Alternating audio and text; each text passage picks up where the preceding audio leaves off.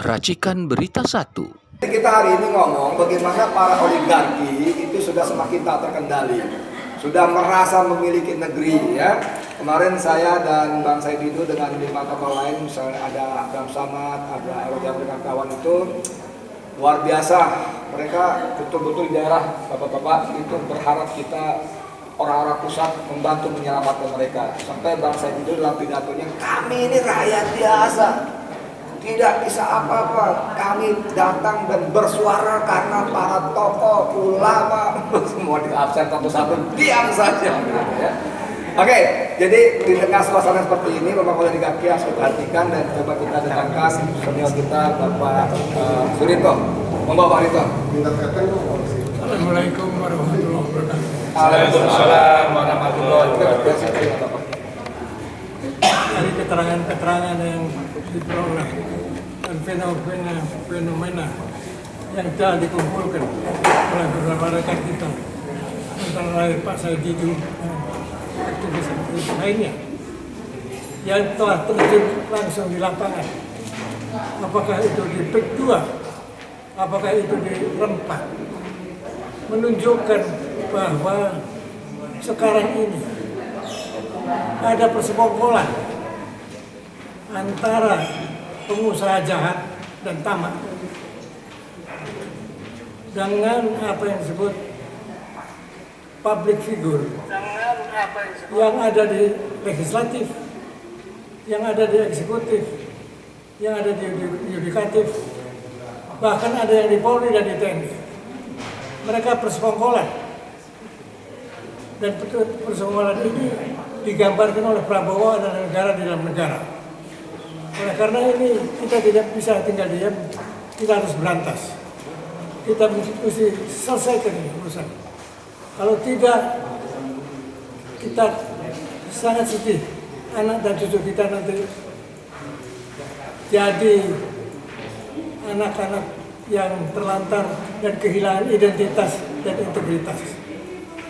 Oleh karena itu, kita harus usir secepat-cepatnya dan kita pulihkan kedaulatan yang telah dirampas oleh persekongkolan tadi yang saya sebut, yang terkenal apa yang disebut state corporate crime.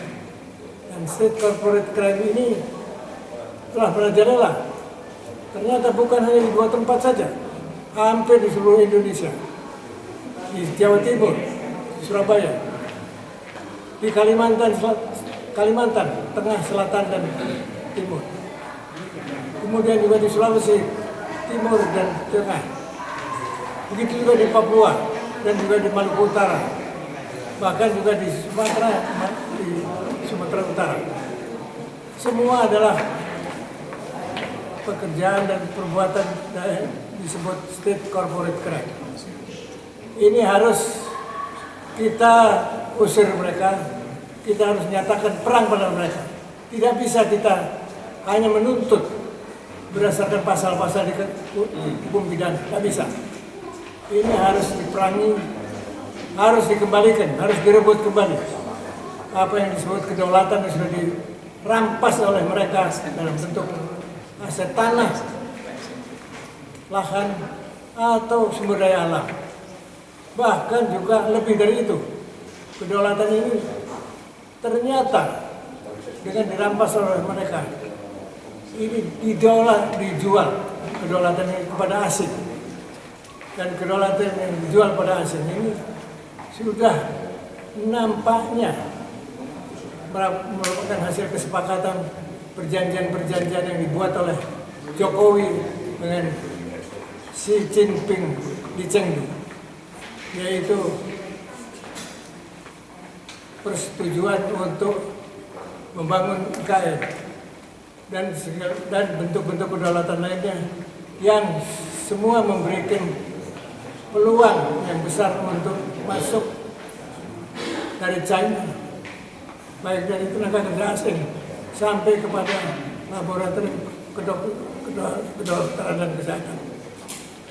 Oleh karena itu, menurut saya sudah saatnya kita seluruh rakyat Indonesia untuk bersatu padu untuk melawan yang disebut state corporate crime, dan kita harapkan pemerintah yang disebut pemerintah baru ini, yang namanya Prabowo, mau mendengarkan suara rakyat.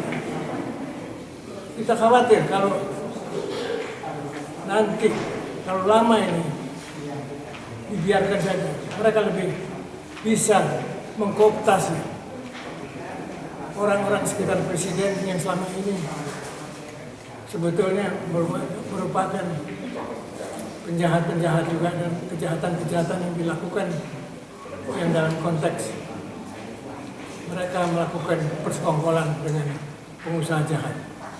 Saya kira itulah barangkali apa yang saya bisa sampaikan. Terima kasih. Assalamualaikum warahmatullahi wabarakatuh. Waalaikumsalam warahmatullahi wabarakatuh. Singkat, padat, jelas, lugas.